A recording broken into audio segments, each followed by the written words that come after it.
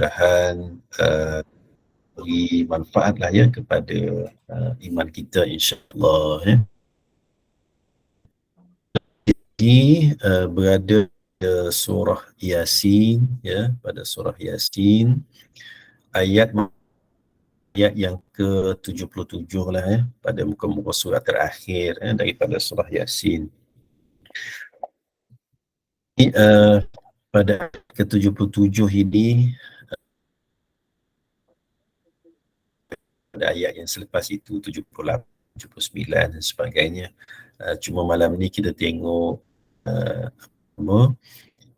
satu ataupun dua ayat dulu lah kot ya, dia ada hubungan dia tu. Itulah kiranya kita baca sama-sama ya. Ayat ya. A'udzu billahi minasyaitonir rajim. Bismillahirrahmanirrahim.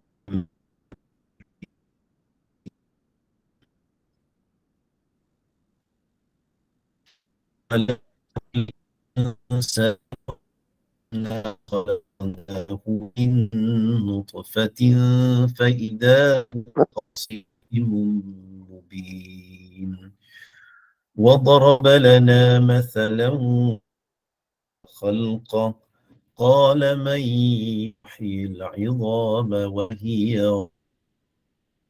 رميم.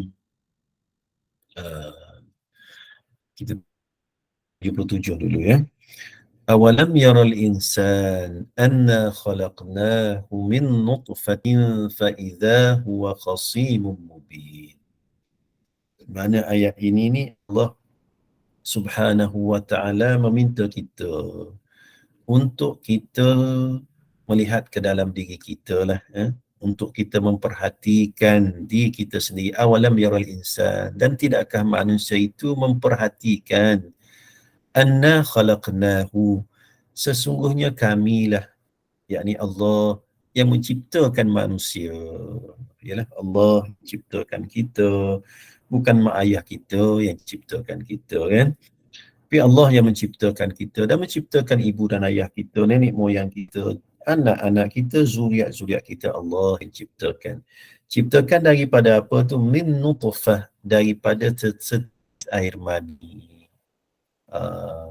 Fa'idhahum fahuwa khasimun mubin. Walaupun manusia ni Allah yang ciptakan daripada setitis air mani, ternyata ia menjadi musuh yang nyata. Allah, ada yang melawan Allah Subhanahu wa ta'ala. Sedangkan penciptaan kita ini penciptaan yang sangat hina lah di sisi Allah Subhanahu wa ta'ala, dan penciptaan yang hina juga sesama kita kan. Jadi ibu-ibu ya, ayat ini sangat menarik lah untuk kita tadabbur pada malam ini. Kenapa saya kata sangat menarik? Kerana ayat ini ni kalau kita buka dalam kitab-kitab tafsir, walaupun kita tak naklah mengulas secara tafsir yang mendalam, tetapi kita walaupun kita hanya nak ingin melihat tadabbur ayat Quran, tapi elok saya membawa ibu-ibu sekalian sidang pendengar ini tentang bagaimana asbabun nuzul ataupun sebab-sebab turunnya ayat ini. Antara sebab turunnya ayat yang terakhir daripada surah Yasin ini, bermula daripada ayat berapa? 77 ini, sebagaimana disebut oleh Dr. Wahbah Az-Zuhaili dalam kitab dia Tafsir Al-Munir ni. Dia menyatakan bahawa awalam yarau, dalam ayat ni sebut awalam yarau kan. Kata Dr. Wahbah Az-Zuhaili, dia kata sama makna dengan alam ya'lam. Dalam Quran kan kita jumpa perkataan alam yarau, kemudian ada kita jumpa alam ya'lam, maknanya hampir sama. Dia kata apa maknanya? Bahawa mengetahui di sini, adakah kamu mengetahui, adakah kamu memerhatikan, membawa maksud memerhati secara batin, memerhati secara maknawi, bukan kata hanya melihat dengan fizikal mata kita melihat, bukan itu semata-mata, tapi melihat dengan qalbu. Apa sebenarnya di sebalik Allah nak suruh kita melihat? Melihat apa? Tentang penciptaan kita ini. Apa yang menarik ya ibu-ibu ya, kalau kita tengok dalam tafsir Ibnu Kathir ya, tafsir yang tertua lah, disebut awalam yaral insan, kata-kata al-insan ini merujuk kepada tiga pendapat yang disebut dalam Jami'ul Bayan Ta'wilul Quran. Ada yang kata ayat ini turun kepada Ubay bin Khalaf. Ada yang sebut ayat ini turun kepada Al-As bin Wa'il. Dan sebahagian dari mufassir menyebut ayat ini turun kepada Abdullah bin Ubay. Allah. Kemudian Al-Imam As-Suyuti menyebut ayat ini turun kepada Abu Jahal. Jadi kita ambil satu pandangan dulu lah. Kita ni orang awam yang belajar ni, kita cuba ambil tadabbur. Salah satunya yang menyebut bahawa ayat ini turun kepada Ubay bin Khalaf. Ubay bin Khalaf ni siapa ibu-ibu ya? Oh, rupa-rupanya Ubay bin Khalaf ini salah seorang daripada orang Quraisy, orang Mekah yang sangat-sangat memusuhi baginda Nabi sallallahu alaihi wasallam. Ketika awal dakwah Nabi di Mekah tu kan ramai orang yang benci pada Nabi, orang yang menghina Rasulullah, orang yang memusuhi Rasulullah. Abu Jahal, kita pernah bincang kan, Abu Lahab, pakcik Nabi sendiri. Kemudian banyak nama-nama, termasuklah Ubay bin Khalaf. Ubay bin Khalaf ni, ringkaskanlah ya, sampaikan disebut dalam satu riwayat, dia membela seekor kuda yang kuat, kuda perang. Kemudian orang tanya dia, kenapa bela kuda ini? Oh, dia kata, aku membela kuda ini kerana ingin memerangi Muhammad. Dan sungguh-sungguh dia marah pada Nabi, sehingga menyediakan kelengkapan untuk memusuhi Rasulullah sallallahu alaihi wasallam kan. Dan dia pernah Ubay bin Khalaf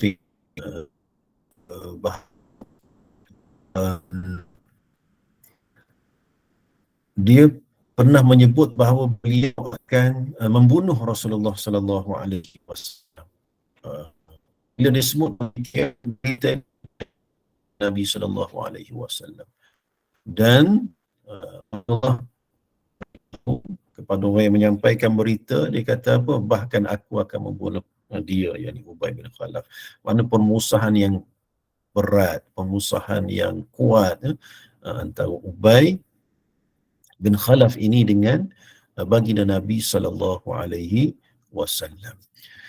Apa yang ibu dalam tafsir Ibnu Kathir juga menyebut, pernah pada satu hari ni Ja'a Ubay bin Khalaf, mengikut pandangan daripada Mujahid, dia kata apa? Dia kata, Qatadah pun menyebut perkara yang sama.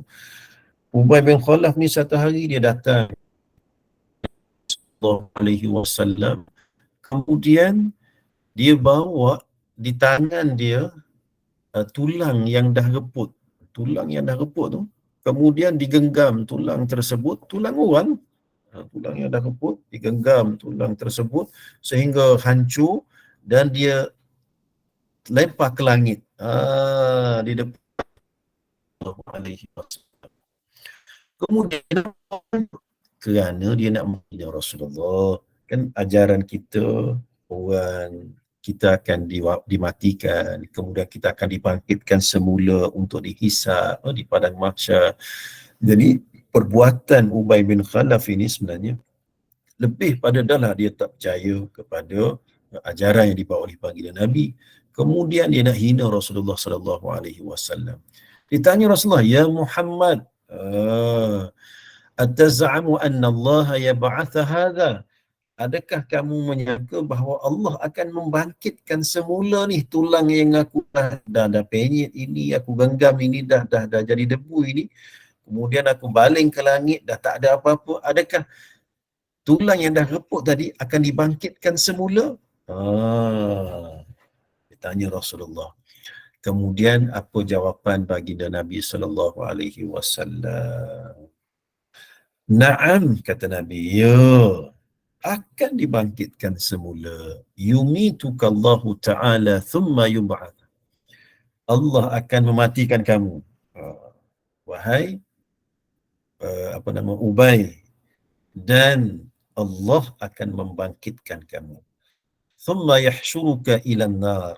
Kemudian Allah Subhanahu wa taala akan mencampakkan kamu ke dalam neraka. Itu jawapan Nabi. Wa nazalat hadhihi al-ayah min akhir surah Yasin, kata Ibn Katsir. Kemudian turunlah ayat ini. Awalam yaral insanu anna khalaqnahu min nutfatin fa idza huwa khasimun mubin. Allah. Beratlah kita rasa kalau kita kata ayat ini turun kepada seorang individu tersebut, betapa Allah Subhanahu wa taala juga memusuhi orang yang memusuhi baginda Nabi sallallahu alaihi wasallam. Jadi itulah ibu-ibu ya. Jadi ayat ini pun kita boleh ambil banyak pengajaran dah ya. Antara pengajaran yang pertama sekali ialah pada ayat tersebut tu sendiri, awalam yaral insanu anna khalaqnahu min nutfah. Kamu tak tengok ke bahawa kamu ini diciptakan daripada apa? Daripada setitis air mani lah, kan? Jadi kita air mani ni benda yang rendah, benda yang hina. Jadi asal penciptaan kita ini daripada benda yang hina lah, kita kata, kan? Jadi bila kita ni diciptakan daripada perkara yang hina, perkara yang jijik lah. Dan kalau air mani tu kita letak apa nama di atas meja makan kita, tak berselera berbulan-bulan gitu, kan? Kita kata hina, benda tadi hina. Jadi itulah asal ciptaan kita.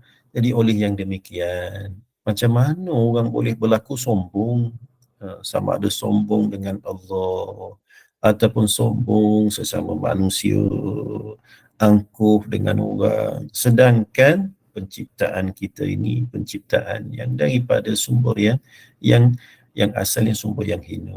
Macam mana kita nak sombong dengan Allah? Lebih-lebih lagi macam mana kita nak sombong dengan Allah kalau kita ingat balik Allah, hinanya aku, macam mana aku boleh berlaku sombong dengan Allah? Apa makna berlaku sombong dengan Allah? Maknanya kita melanggar perintah Allah Subhanahu wa taala. Sedangkan Allah offer kepada kita, Allah banyak benda. Allah offer syurga.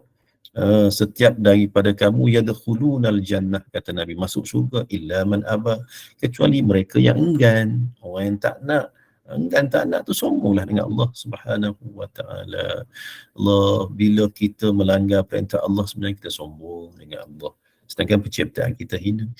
Dan apabila kita sombong dengan manusia, Allah, sedangkan kita ni diciptakan daripada perkara yang hina, janganlah kita merasa lebih daripada orang. Sebab itu antara sifat-sifat mazmumah, sifat yang terkeji, yang kita sama-sama kena usahalah untuk jauhkan. Antaranya sifat apa? Sifat takabur. Takabur ni dia rasa bangga, dia rasa meninggi diri. Sifat takabur ni sifat iblis. Kan? Aba wastakbara wa kana minal kafirin. Iblis ni bila Allah minta supaya sujud pada Nabi Adam, tak nak, dia enggan dia. Bukan setakat enggan, dia takabur, dia rasa dia lebih, kan? Jadi sifat itu sifat iblis, sifat mazmumah.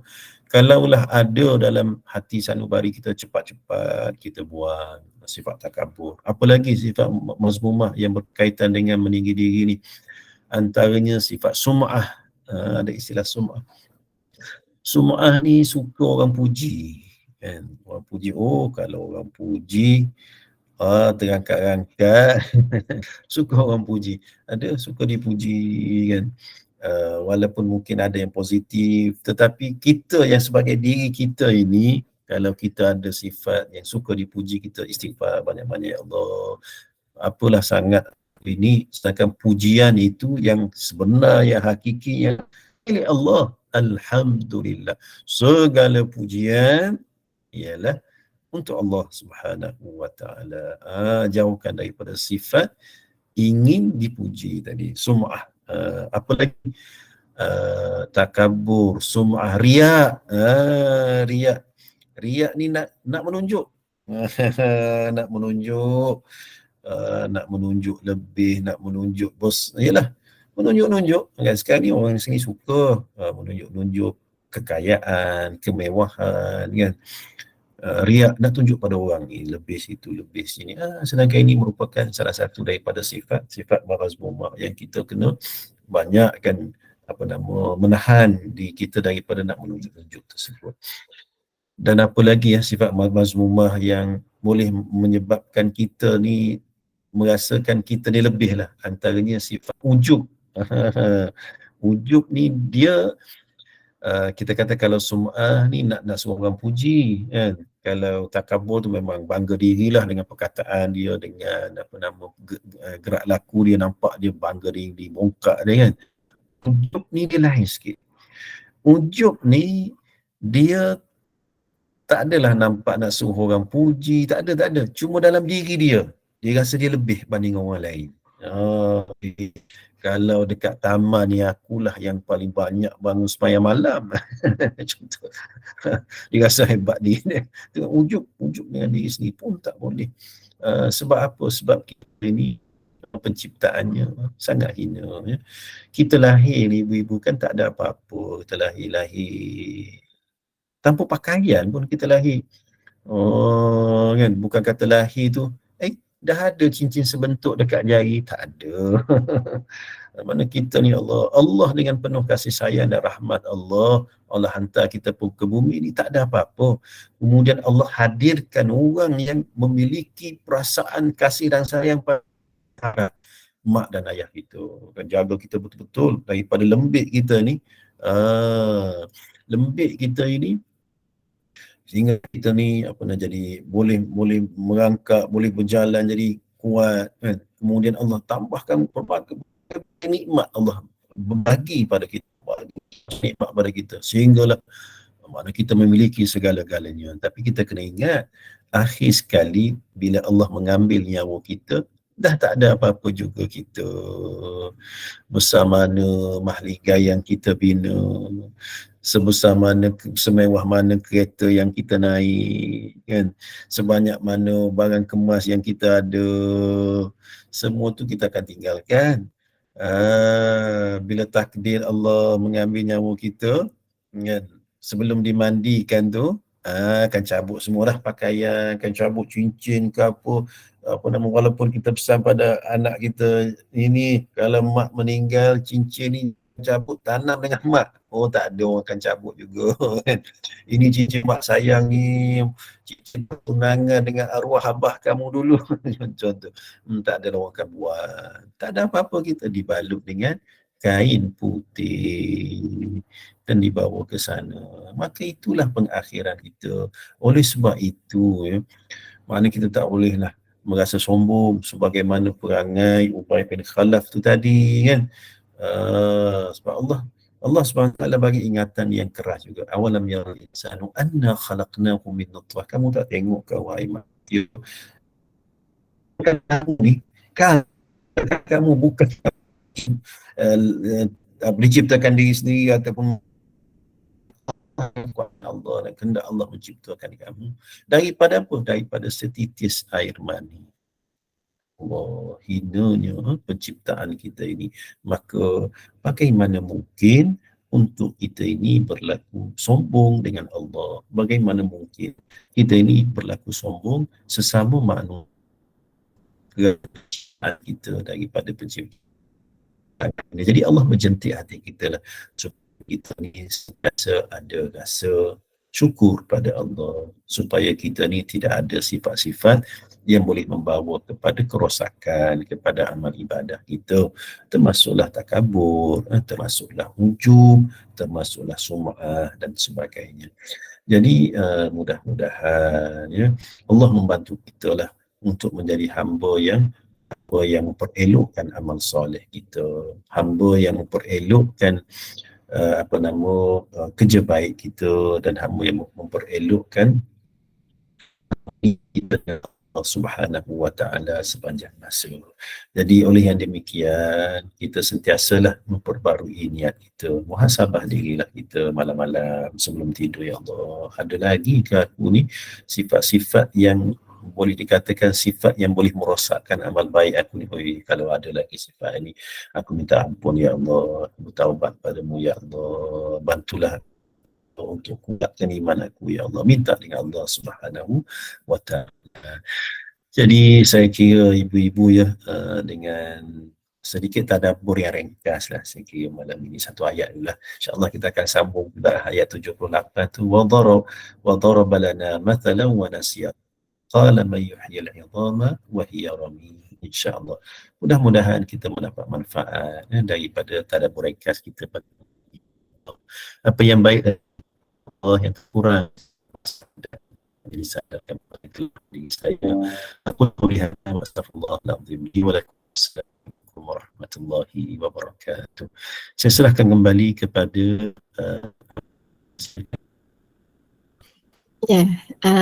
mudah agaknya kalau kita buka satu soalan Ustaz. Kita ada masa lebih kurang 10 minit lagi. Boleh agaknya? Boleh.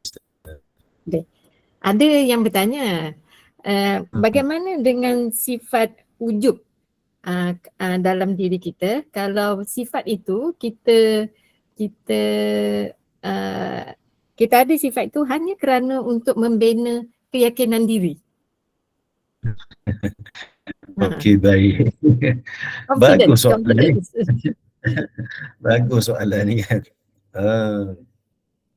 Dia macam ni. Dia berbeza sebenarnya, bangga diri, rasa diri lebih dengan rasa diri confident tu, dia satu benda yang berbeza.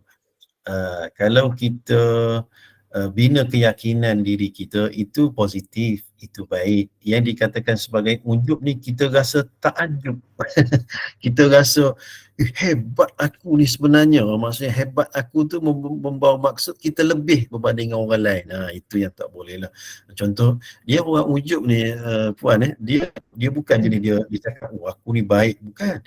Dia mungkin orang tanya, tanya apa, saya ni biasa-biasa je, cara dia cakap tu cantik kan, tapi dalam hati dia kata, orang lain tak boleh pakai, aku seorang ni yang boleh pakai. Kan? Kan?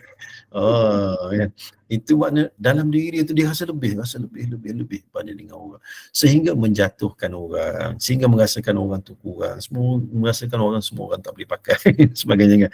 Yang tu tak boleh. Adapun bila kita membina keyakinan diri kita untuk lebih, orang kata untuk lebih baik, itu tak apa. Contoh kita kata, sebelum ni kita rasa rendah diri sangat, bolehkah aku ni nak apa, contoh kita kata nak, ada orang dia malu, dia nak mengaji Quran, dia malu. Sebab apa? Dia rasa rendah diri sangat. Aku ni tak pandai apa-apa, nanti malulah nak belajar dengan kawan-kawan ni. Kemudian dia pun bina keyakinan, boleh. Tak apalah, orang lain pun lebih kurang juga. Yang tu maksudnya tujuan untuk apa? Untuk dia memperbaiki dia untuk perkara yang lebih baik. Itu tak haruslah, tak ada masalah. Cuma yang kata tak boleh, dia rasa lebih. Dia pergi mengaji ramai-ramai, orang tanya, orang suka, dia kata saya pun biasa-biasa je, tapi lah hati dia, alah, si A, si B tu baca macam pelik, yang lidah pendek, yang dia tak cakap, tapi dalam hati dia kan, dalam diri dia, itu yang dikatakan sebagai ujub. Rasa diri tu lebih lah daripada orang. Yang tu kena jauhkan. Itu antara perkara yang halus yang dimainkan oleh iblis, oleh syaitan, untuk merosakkan kita punya amal baik kita dan amal soleh kita. Kan biasa dia akan berlaku pada amal baik lah. Kita memang syok, kita buat, contoh kita ramai-ramai buat majlis apa-apa, ataupun buat apa sajalah perkara yang baik, tapi dalam hati kita, aku je lah yang paling bagus ni dekat surau ni, aku rasa aku paling rajin lah semayang sunat ni, orang lain semayang juga tapi tak percaya dan aku, dalam hati ya. Dalam hati. Itu yang dimaksudkan dengan wujud tersebut. Mudah-mudahan dalam 100 lebih rakan kita yang ada dalam talian ini, semuanya terhindarlah daripada sifat tersebut. Maksud yang macam kita sama-sama perbaikilah ya diri saja. Kita pujuk diri sendiri ya Ustaz ya. Kadang-kadang takut dan berbagai lagi perasaan bercampur-campur sekali, tapi kalau kita kata kita dah buat lah ni, kenapa perlu takut kan, dan kita memang boleh buat, so kenapa nak teragak-agak ataupun takut pula ya. Jadi Kata-kata gitu macam ujub pun ada. Itulah dia. Hanya kerana untuk nak membina keyakinan diri, Ustaz. Ustaz, macam mana nak tahu dan satu lagi Puan Ya, Puan Haizan ada soalan ya? Ya, nak tahu macam mana orang tu ujub, itu je. Macam mana kita nak tahu dia tu? Dia macam ni Puan. Siapa-siapa pun tak tahu apa nama orang tu ujub ataupun tak ujub, yang tahu diri sendiri. Boleh dengar ke suara saya? Dengar. Tak jauhkan dah. Diri sendiri yang tahu. Kawan kita tak tahu. Kita sendiri yang tahu. Kita tahu kan. Yang megah yang cuma satu Puan, saya nak ingatkanlah, maksudnya kita ni sebagai orang awam lah, kita katakan orang yang berusaha untuk menjadi yang lebih baik. Kadang-kadang perasaan yang pelik-pelik tu datang pada kita. Maklumlah sebelum ni kita dalam keadaan ialah siapa-siapa pun sama, mungkin kita kata hidup dalam keadaan yang lalai, tiba-tiba Allah bagi hidayah, Allah bagi taufik, jadi baik gitu. Jadi bila kita jadi baik tersebut, kadang kita rasa timbul benda-benda yang ujubnya, timbul benda-benda yang takabur pun mungkin ada. Dalam keadaan demikian, kita jangan tinggalkan perbuatan baik kita. Kita istighfar banyak-banyak, kita latih diri, aku ni tak boleh macam ni. Jadi kita usaha menjadi yang lebih baik. Contoh kalau kita rasa mula-mula kita tak ikhlas dalam ibadah kan, ramai kadang kita pergi surau masjid, kita bukan rajin sangat pun sembahyang ba'diyah qabliyah, tapi tengok semua orang bangun sembahyang, takkan aku seorang tak sembahyang. Jadi bila kita nak sembahyang, kita kata aku sembahyang ni bukan sebab ikhlas ni, aku sembahyang sebab malu dekat orang. Ini tak boleh. Contoh kita kan, walau timbul perasaan demikian, jangan tak sembahyang, teruskan sembahyang sunat. Sehinggalah sampai satu peringkat dia akan datang keikhlasan itu Allah bagi. Sebab ikhlas itu dia macam habit, tabiat kita. Sebab itu kata Imam Al-Ghazali, kalau kita nak buat amal soleh, kemudian timbul perasaan tidak ikhlas, jangan tinggalkan amal soleh, buatlah walaupun awalnya tidak ikhlas. Akhirnya kita akan jumpa dengan kemanisan ibadah. Bila kita jumpa dengan kemanisan ibadah, pada saat itu kita akan jumpa dengan keikhlasan. Jadi tak apalah, mungkin pada awalnya kita banyaklah dia punya liku-liku, tapi kita tetap buat juga, akhirnya insya-Allah satu hari kita dapatkan hati yang paling tenang, paling sempurna di sisi Allah Subhanahu wa ta'ala. Mudah-mudahan kita semua mendapat syurga insya-Allah. Ya. Semoga kita mengambil ibrah daripada apa yang telah dikatakan tadi, dan terima kasih Ustaz kerana mengingatkan kita tentang asal kejadian kita. Kita harus menjauhi sifat-sifat takabur ya. Kita juga diingatkan supaya mengelakkan sifat suka dipuji ataupun sum'ah, riak, dan terakhir sifat ujub. Dan terima kasih juga Ustaz kerana mengingatkan kita tentang perkara-perkara yang kita boleh lakukan untuk mengatasi sifat ujub yang kita berperang dalam diri kita sendiri ya Ustaz ya. Segala pujian bagi Allah atas nikmat hati yang telah memilih kecintaan kepada Allah. Segala pujian bagi Allah atas nikmat ilmu yang menghapuskan kegelapan dan menerangi jalan yang lurus kepada Allah. Terima kasih dan kami mohon maaf atas ada gangguan audio tadi, bunyi audio yang tersekat-sekat tadi. Kami mohon maaf atas gangguan tersebut, dan terima kasih banyak kepada 140 orang jemaah yang telah pun begitu setia mengikuti ceramah dan juga bersama-sama membaca 3 surah tadi. Terima kasih sekali lagi Al-Fadhil Ustaz Dr. Nurazi Rani, pensyarah dari Institut Pendidikan Guru Kampus Bahasa Antarabangsa. Sehingga kita jumpa lagi. Dan sebelum beredar dari udara, saya pohon Ustaz untuk menangguhkan majlis dengan tasbih kafarah dan suratul As. Silakan Ustaz. Baik, kita tangguhkan majlis kita ini dengan tasbih kafarah dan suratul Asri. Subhanakallahumma wa bihamdika asyhadu an la ilaha illa anta astaghfiruka wa atubu ilaik. Bismillahirrahmanirrahim. Wal 'asri innal insana lafi khusrin illa alladhina amanu wa 'amilus solihat wa tawasaw bil haqq wa tawasaw bis sabr. Assalamualaikum warahmatullahi wabarakatuh. Waalaikumsalam warahmatullahi wabarakatuh. Kepada para jemaah, saya mohon